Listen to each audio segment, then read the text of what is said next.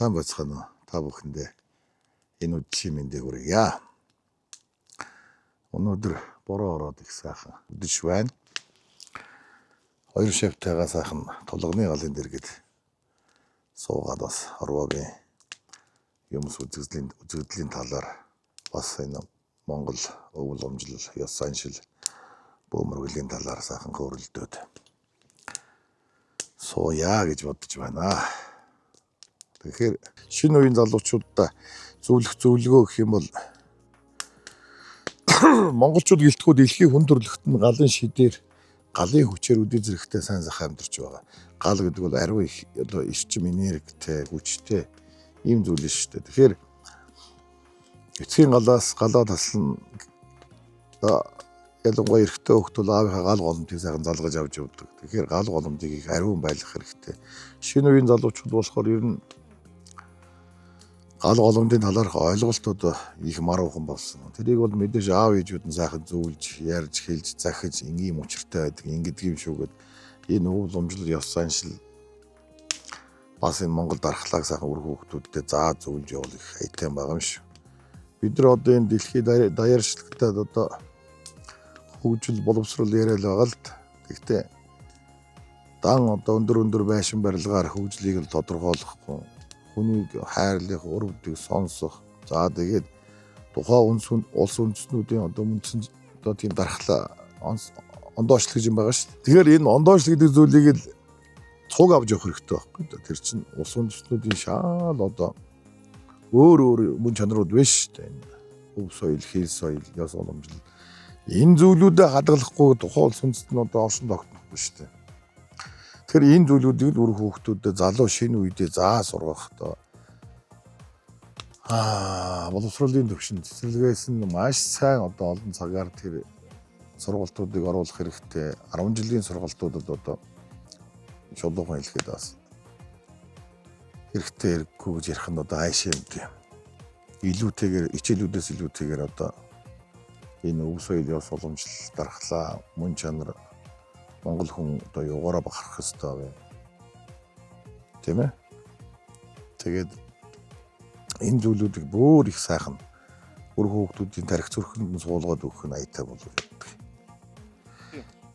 Гал голомтын асуудал ярих юм бол гал голомтон дээр болохоор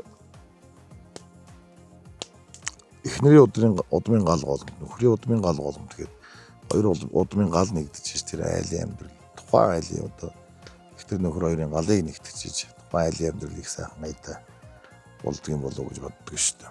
Удмыг засна, айлыг засна гэвэл галын тах гэж ярьдаг. Галыг их ариун байлгах хэрэгтэй. Галыг одоо ингээд нэг тахиулчихаар дахиад тахиулаад явах гэдэг. Яг гоо их тогшин гал голомттой айл өрх байдаг. Тэгэхээр тэр галыг бол тухайн айлууд өөрсдөө үүсэх юм бол 3 жил дараалал тахиулчаад тэрнээс цаашаа сайхан аргадаад баясгаад өөрсдөө сайхан аргадаад баясгаад ингээ явж болно гэж зөвлөдөг. Галыг яг хуу зайран хүнээр тахиулдаг гэж ярьдаг л да бөөмөргөлд бол зайран хүнээр тахиулдаг. Эрс өвтэй буюу зайран хүнээр тахиулдаг. Тэгэхин цаг үеэсээ монголчууд бөөмөргөлийн тэнгэр шүтлэгтэй ард хүн байсан. Тэгэхээр гал голомтыг бол мэдээ зайран хүн тахидаг гэж ярьдаг эрс өвтэй холбоотой. Гал голомтыг дахиж гаргаж байгаа хүн бол өөрөө ажил амьдрал альва явна сайхан тэгс сайхан ажил амьдрал нь сайхан тогтцсон, бодол санаа нь тогтцсон, эрчим энерги нь тогтцсон.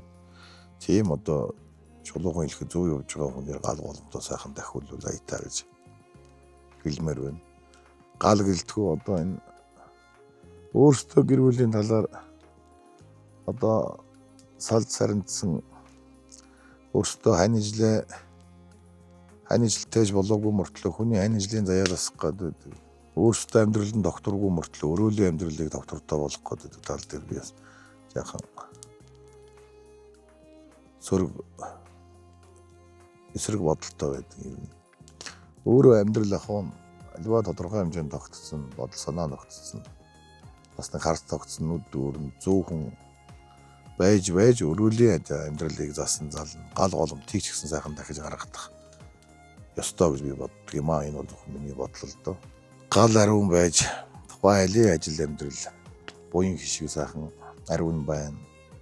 гал голомт ариун байгаж ариун сайхнаар өөдөө дэшээ бадарч байвал эхнэр нөхөр хоёрын харилцаа хоорондын харилцаа хүртэл эвэйтэй байдаг. Үр хүүхдүүд ч гэсэн эрүүл инх цаваа золигун байдаг.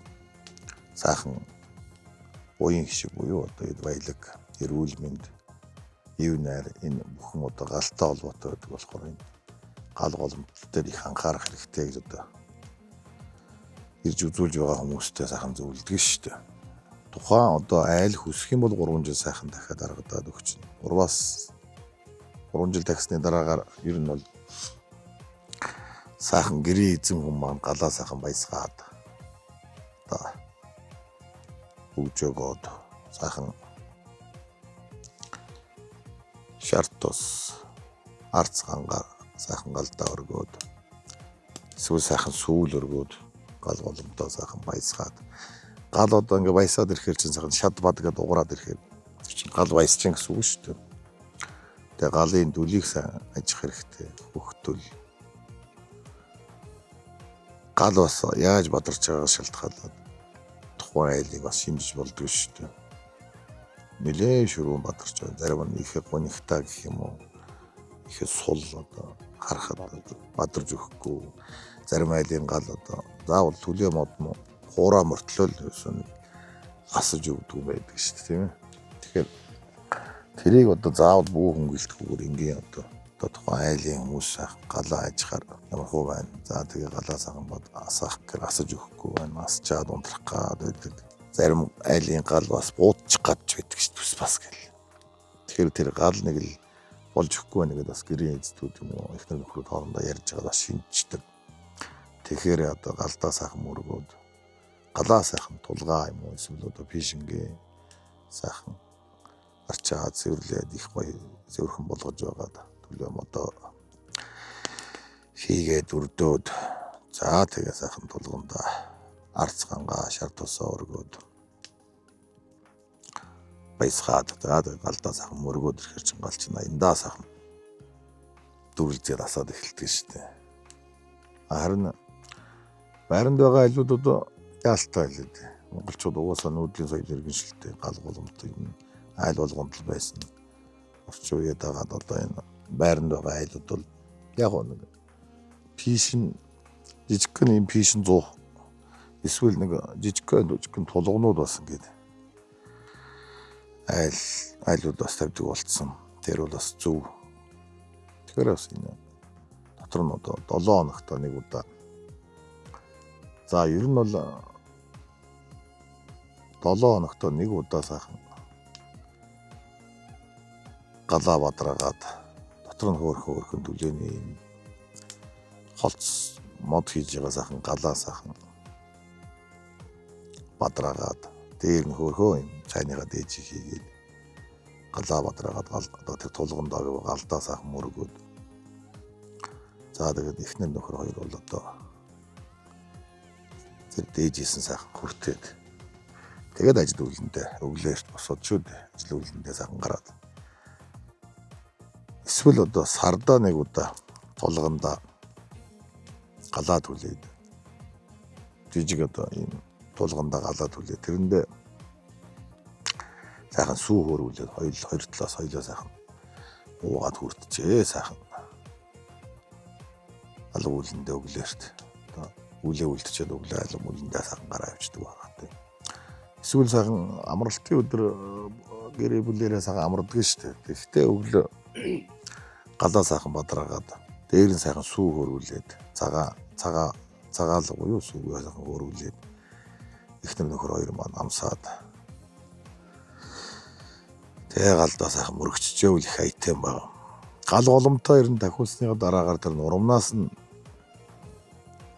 тодорхой хэмжээний бяцхан жаахан үнс аваад одоо яг би зөвлөхтэй гал улаан гэдэг учраас одоо улаангийн жижигхэн юм даав уут бэлддэг шүү дээ. Нэг торгууд гэх юм уу даавууд бэлдээд тэрэндээ сайхан нурамнаас нь хийгээд билетх буюу тэр гал голомт байгаа хэсэгтээ цэвэрхээ ингээд үлгэх юм уу тэрэнд залчгаар их айтай.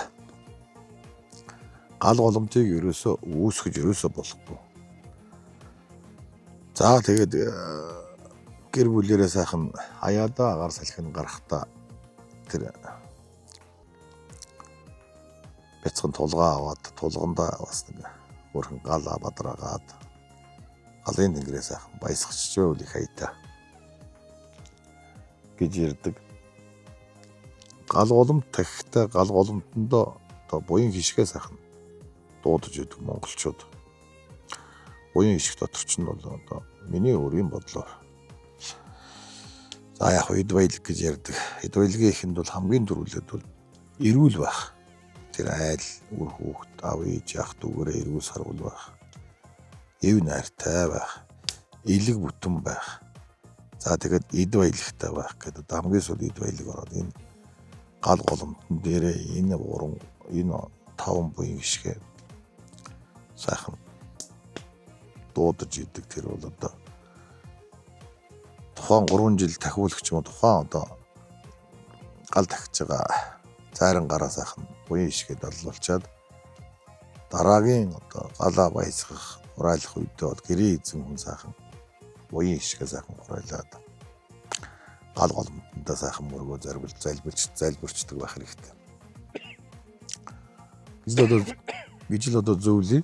Энэ галын засал дээр бусад нөгөө нэг хараалж чаддаг уул усны эхлүүд бас арилж идэг тий.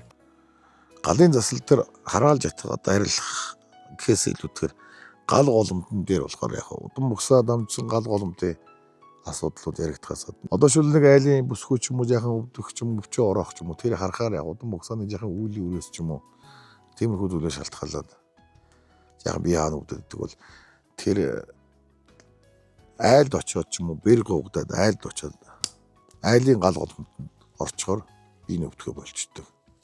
Тэгэхээр нэгсэндээ нэг талаар бол одоо удмын үүлийн үрээс бас ангиж ирч байна гэж бас хэлж болохоор байна.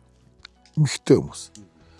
Эрэгтэй хүмүүс бол яг яалтчгүй аавынхаа гал голомтыг залгаж явдаг болохоор одоо гал голомтыг л ариун байлгаар тэндээ буян хишгээ дарлаж гал голомтын сайхан дахиад өгөхөр элдв хэл ам бас дарагдаж идэг. Элдв. За тэгээд гал голомтын дахилгаас гадна ер нь хүн гэдэг бол ерөөсөө энерги, эрчмээ ерөөсөө байгаль их дэлхийгээс сайхан авж идэг. За тэгээд нойр хоолноос авж идэг. Сайхан эрэг хүмүүсийн хүрээлээс авж идэг. Зөв хүнтэй харилцаа үүсгээд сайхан инээлдээд хөхрөлдөөд илгээ хөштөл инээд ярьдаг да тийм ээ. Тэгэхээр нөгөө хүний энерги сэлгэж идэг. Тэрнээс гадна хамгийн чухал юм бол галаас их сайхан эрчим авч идэг. Элдв одоо хүмүүс хоорондын харилцаан дээр хэл ам гардаг, атааж өтөөний асуудал, хэл амны асуудал. Энэ зүйлүүд чинь нөгөө хүний ажил амьдралд бас садаа болоод идэг. Тэр зүйл нь ихсээд ирэхээр хүний бие өвдөж эхэлдэг ийм талтай шүү дээ. Тэгэхээр ерөөсөө хүн болгонд ийм аура энерги байх нь шүү дээ. Тэр аура энерги буюу одоо сүнсэн биеийн эрчим байх нь. Тэр маань элдв хүмүүсийн атааж өтөө хэл амнаа шалтгаалаад одоо ауран цоороод гимтэд ирэхээр л тэгээ тухайн хүний бие эрэхтэн. Одоо тухайн аура одоо хаагура одоо цоорч байна. Хаагура одоо хэл ам альва зүйл те атааж өтөө хэл ам бузар дэвч юм уу ийм зүйлээс одоо сархтны бузар ч юм уу эдний бузар янз янзын зүйлээс шалтгаалаад тухайн хүний аура буюу тэр гэрлэн бие маань цоорч идэг байна. Тэгэхээр тэр цоорсон хэсгийн харалдаах тэр эрхтнүүд өвдөж эхэлдэг. Одоо шил эрэгтэй хүнээс нэг жаахан тааж өтөө ч юм уу элдв хэл ам энэ төр хүрээд ирэхээр яг энэ аваар орж ирлээ бол илэгний харалдаа илэг өвддөг ч юм уу. Эмэгтэй хүний хэл ам их орж ирэх юм бол энэ талаас эмэгтэй хүний хэл ам бол зүүн талаас орж ирдэг. Тэгэхээр зүрх өвдөж эхэлдэг. За тэгээд өвгдийн гомдол нэхэл уул усны нэхэл өвгдийн эцсийн гомдол тэр заавал өвгдийн эцсийн гомдол гэхээр л заавал бөө хүн бол биш л бөө хүн байхад өвгдийн эцсийн хүн болгонд л өвгдийн эц байгаа шүү дээ тэр чинь мэдээж. Тэгэхээр мэдээж дээр байгаа шүү дээ өвгдийн эц гэдэг бол тэдгэрүүдийнхаа буян заяагаар л өдөөд бид нар хүн болоод мэдлчихэд одоо ингээд явж байгаа шүү дээ тийм ээ. Тэгэхээр бид нар өвгдийн эцтэй ер нь үргэлжил талархаж ер нь болж л өгөө сайхан сүү цайныхаа дээжийг өргөж талархсан сэтгэлээ илэрхийлж ивэл өвгдийн эцүүд чинь одоо мэдээж баярлна шүү дээ тийм ээ. Тэгээд яг одоо бас энэтэй уялдаатайгаар бас нэг юм хэлэхэд ийм байдаг юм аа. Одоо энэ Улаанбаатар хотод төрсөн гэж байгаа. Одоо чи их Улаанбаатар хотод төрсөн тийм ээ. Тэгс мөртлөө танаа аав чинь гэх юм бол одоо тэр Төв аймаг гэх юм уу тийм ээ. Эрдэнэ санд гэх юм уу. Тэр чи энэ төрсөн мөртлөө тэр аавын нутгийн уул усны ихэл чам дээр гарч ирээд байгаа. Тэгэхээр бол тэр ааваас дамжсан эртсээрээ холбоотой байдаг болохоор тэр уул усыг одоо очиод аргадаад баясгаад очиод мөргөд залбираа сүү цагааны дээж өргөө сайхан. Ингээд ирчихээ сайхан бие өвдгөө болдог ч юм уу тийм ээ. Адаглаад нойр гүйдээд одоо ирж байгаа хүмүүс асуулан байгаа. Нойр гүйдээд. Тэгэхээр тэр аавынхаа нутгийг чи бол мэдээж хотод төрсөн ч юм уу. Тэгсэн мөртлөө тэр нутгийн аавынхаа нутгийн уул усанд очичоор биеийн сэргээд ирдэ шүү дээ. Уул усанд очиод сайхан мөргөд залбираад наан цаа ингээд ирэхэр чинь тухайн хүний одоо өвгдийн гомдол нарилаад ирж байгаа гэсэн үг байхгүй да. Тэгэхээр тэр нутагт аавынхаа нутагт төрөөгүй мөртлөө тэр удам дамжсан мэрэгчл тэр байхгүй да. Тэр аавын эртсээр дамжаад чи аавынхаа эд эснээс бүрдсэн шүү дээ тийм ээ. Тэгэхээр би эргэж өвдөхөө байдаг ч юм уу. За тэгээд сайхан сүн сэргээд ирдэг юм учир шалтгаантай. Энийг бас хүмүүс манай сайн мэддэггүй. Би уул нь тэнд төрсөн шүү дээ. Би уул нь энд төрсөн шүү дээ гэдэг ингээд. Аав ээж л энэ хорвоо төрдөг болохоор тэр аав ээжийнхээ нутаг уул усыг сайхан эргэж явах хэрэгтэй гэж одоо зөвлөдөг. Зөвлөгөөн дээр бас нэг ярих юм бол энэ ийм юм байгаа даа. Аав ээж одоо цаг нь болохоор ч юм уу тэгэл өд бурхан болоод өнгөрдөг дөө тийм ээ. Тэгээд одоо оршуулсныхан дараагаас одоо эргэж болох юм уу болохгүй юм уу гэж энийгээ мэдэхгүй бас олон хүмүүс ирдэг шүү дээ үзүүлдэг юм. Тэгээ би янз янзын ном сонёоос уншихаас илүүтэйгээр өөрийнхөө бас орж иж байгаа өвгдийн оюунд орж иж байгаа өвгдийн мэдээллийнхаа дагуу л одоо тухайн хүндээ зөвлөх дуртай. Хүмүүстээр очиж үзүүлэхээр тэр тухайн одоо хойтхын хийсэн ламнаар ахиж эргэж очих хэрэггүй хатуу хүн байна энэ төр гэдэг ингээд янз янзын ярьдаг л дээ. Тийм зөвлөдч байгаа байх. Гэхдээ ерөнхийдөө аав ээж гэлтгүй хүн ер нь өнгөрөхөд одоо чулуу босгодог та хөшөө босгоо чулуу босгодог. Тэгэхээр тэрэн дээр нөгөө нэрийг бичдэг шүү дээ. Тэрний тэр одоо тэдэн оноос тэдэн он гэдэг ингээд бичсэн байдаг. Гэхдээ тэгээд тэр чинь ер нь яг гэж бичиж байгаа. Чи юу гэж бодож байна?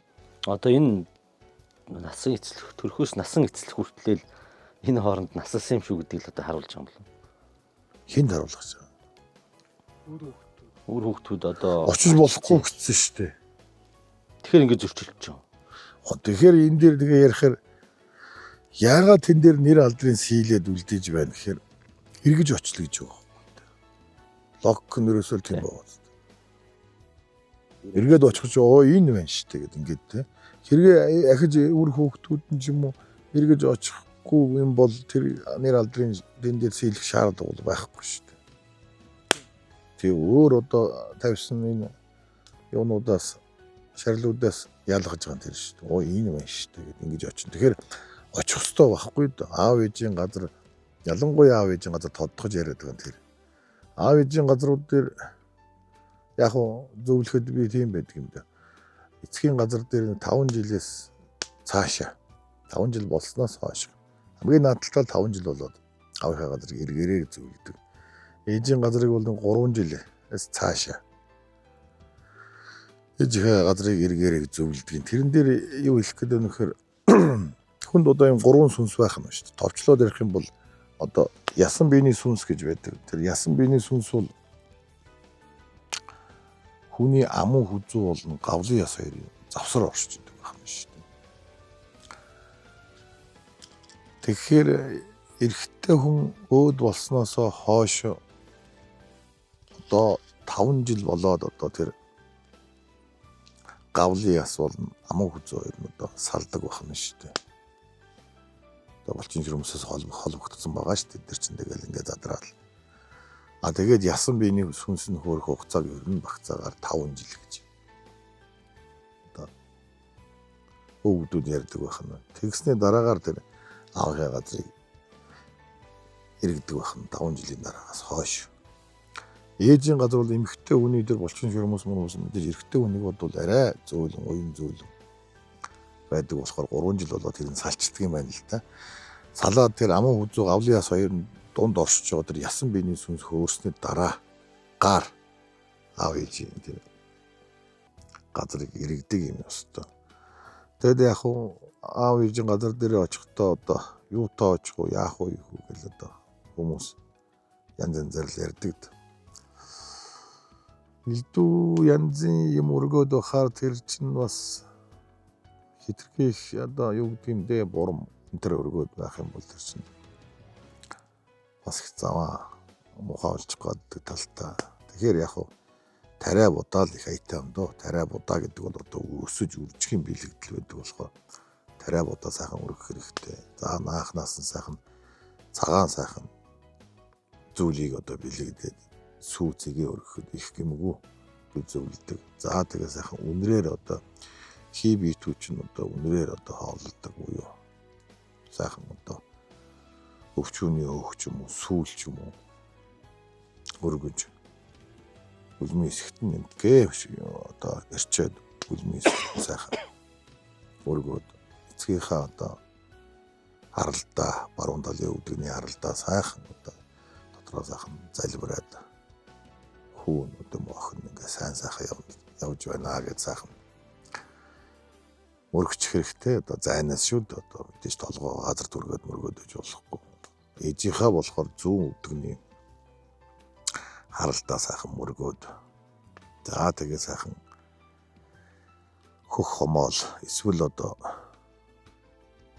арцгангаа өгүүлээд тэгээд ээжийнхаа одоо зүүн талын талд нь одоо сүүцгээ сайхан модон тагшны хийгээд залаад аавынхаа болохоор баруун талд нь сайхан модон тагшны цэгээ хийгээд залаад хүндтгэл үзүүлээд ирэхээр тухайн очисон хүмүүсийн ч гэсэн сайхан сэтгэл санаа зэрэгэд өгдөг. Тэр чүдэн завж явж бас зөвлөдөг. Чүдэн зуй одоо гал шүү дээ. Буцаад одоо эргээд явахдаа машинуудаа бүгдийн сайхан эргүүл одоо явах зүг рүүгээ харуулад зогсоочод явахдаа сайхан дом маягаар одоо чүдэн буюу гал зураад одоо ингээд цонхороо хаяа яваад үдгээ гэж зөвлөдөг. Энэ яаж юм гэхээр тэр оршуулгын газарт чинь одоо тэгээд янз янзын л одоо зуурдаар өнгөрсөн одоо янз янз болцол юмнууд бас байгаа шүү дээ нэг үгэлгээд. Тэдгээрүүд бас жаахан дагах гээд байдаг ш талтай. Оршуулгын газар дээр очиход чинь бас тэр сүл цүнсэнд ороодсон ч хүмүүс бас очиж байгаа. Сүл цүнс нь нэлээд ороодсон. Одоо авраагаар ярих юм бол эрчим нь нэлээд сулдсан хүмүүс очиж байгаа. Тэгэхээр тиймэрхүү хүмүүс бол тийм оршуулгын газар очихоор бас хөвчих гээд талтай бас юм дагчих гээд байдаг ш талтай нэг үгэлгээд. Тэгэхээр тэр өөрсдөө сайхан галаар хариулж явах нь бас их аятай гэж юм. Хүмүүстэй зөвлөдөг юм байна. Одоо ингээд нийтлэг хүмүүсийн одоо ингээд ирж үзүүлж байгаа хүмүүсээс нийт хүмүүсээс одоо ихэнх нь одоо юм яг блоконд орцсон. Яг яах учраа олохоо байцсан тийм ээ. Арга зам хайсан. Тим хүмүүс хөвчлэн ирж байгаа л таах шүү. Тэр хүмүүс та одоо зөвлөмж өгвөл одоо энэ хотын стресс бухимдал тийм ээ одоо ажил үс бүтэхгүй гээд янз янзын шалтгаанууд байгаа л да. Яг ингээд наадах чи бас яг үнэн яг тийм байна. Одоо ингээд сошиал орчин Facebook, Instagram гэдэг ингээд юм хөгжчихэд илүү одоо цахим орчин хөгжөөд. За тэн дээрээс ингээд хүмүүсийн пост, комментүүдийг уншиж яхад их хар бараа. Дандаа л хүнийг муулсан. Тийм мууллаа гэд тэр хүнд яг юу нэмэгдэх юм бэ? Заавал тийм сөрөг юм бичиж тэгж тийм тэр ч одоо тийм зүйлээс нэг кап авдаг юм. Би бүр ойлгохгүй байгаад байгаа. Ямар шаардлагатай юм бэ? Би одоо эндээс уялтайгаар чиний асуултанд хариулах гэдэг юм л да. Энэ ерөөсөө энергийн блок, эртмийн блоконд орсон. Блок буюу барайнд орсон хүмүүс байна. Ерөөсөө би нэг том яриад байгаа ч биш юм. Ялангуяа Улаанбаатар одоо иргэд маань энэ дөрвөн уулынхаа дунд утаа тогтоод ингэж ярьдагтай адилхан утаа ингээд ууландаа тэгэлдээд төрөгдөд нэгсэндээ хийсэд явахгүй нэг ярьдагтай адилхан. Энэ хүмүүсийн өрөө уулынхаа дунд энерги блокнд орчод байгаа.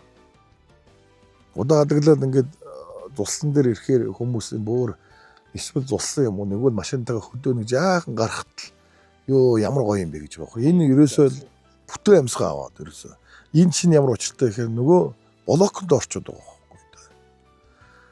Тэгэхээр блокнд орцсон гээл юу ирээд асал хийлэхээс илүүтэйгээр ядахтаа энэ өөрсдөө 7 хоногтой заавал нэг удаа боли 10 хоногтой нэг удаа энэ ерөөсөө нэхээр хотоос ойрхон ерөөсөө энэ богдуул руугаа гараад ядахтаа энэ уул руугаа алхахад хүртэл эрчим энерги сэлгэж идэг сэтгэл санаа хүртэл тухгүй байсан бол гоё болдог шүү дээ. Ингмээр байна л да. Гэхдээ ах дүүнэр бие биенээ илүү одоо ажилладаг болохоор чи ер нь ийм байна гэдэг нэгээ дагуулад эхнэр жаахан духгүй байгаад нөхөр нь ажаад сайхан дагуулад ууланд гараад кафед суугаад кофе уугаас илүүтэйгээр кофегаа авч гараад ууланд ууж болно шүү дээ. Тэр ингэ шүү дээ. Тэгэхээр тухайн хүний нөгөө цохолдоод байгаа бачуураад байгаа тухайн хүн ойлгохгүй байгаа. Тэгэхээр тэр эрчмийн буюу энергийн блокнд орчод байгаа болохоор ядахтаа энэ ууланд гарах хэрэгтэй. За тэгээд тэрэлж гардаг юм. Эсвэл нэг хашаа шамаагүй нэг сайхан бараг л айл болгон хүн болгол машинтай байгаа шүү дээ. Ингэж өөрсдөө эрчмийг сэлгэж байх хэрэгтэй гэж зөвлөмөр байдаг юм. Тэгэл би юундээ хатааж өтөө ихтэй байна. Ажил үс бүтэхгүй, цалин бага байна гэдэг ингээ яриад байдаг. Аргагүй л дээ эн чинь цалин бага амьдралдаа хөрөж чадахгүй болохоор хүн стресс, нервтэн хамарч чадахгүй л ажиллаж байгаа хүмүүс зөндөө байгаа байхгүй өөрхөн. Тэгэл тэрний төлөө шалтгаалаад блокнд ороод. Тэгэхээр хүн чинь хөмсгөө одоо ингэж зан гэтгэхээс илүүтэйгээр ингэ тэнгээр явах нь явж чадахгүй шүү дээ. Тэгэл орж иртэл фэйсбүүкээр ингэ ч юм харахаар ингэ дандаа сөрөг юм гарахаар чинь тэрийг харж нэрвтэн. Ингээд дахаар чинь хүний тэр аура энерги буюу бүрэн шүүрэн шанах шиг болоод идэгдээд байдаг. Тэр хэмжээгээр ажил үйл хүртэл олигтой бүтэж бүгдгүй юм талтай байна. Адаглаад хүнтэй муудалцсан бол аяг усаар нүрээс ахаагаад гар нүрээ угааччих зөвлөдөг шүү дээ. Энгийн зөвлөгөл дөө энерги талаас болохоор. Тэгээд балга сүү бэлгүүрээс аваад жижигхэн сургалтаас сүү хүртэл аваад үлээж байгаа л сэвэ хүртэл уугаад арилгах. Жаахан ч гэсэн арилна шүү дээ тэр чинь. Тэгээ сайхан давстаа усна, баан давстаа усна хэвтэж давсвал хүний энергийг аюул сайхан цэвэрлж идэг. Давстаа усанд нэг зүрх бол нэлээ муутай бол хэрэггүй. Энэ гайгүй зүрхний үйл ажиллагаа гайгүй хүмүүс бол баан давстаа 5-600 г нэг л хийл давс хийсэн бол баан давсан тийгээд сайхан уусгаж яагаад. Тэгээд тэрэндээ нэг 30-аас 40 минут. За ер нь 20-оос 40 минут. Давстаа усанд хэвтээд гараад ирэхээр би аягүй хөнгөрөө гараад ирдэг.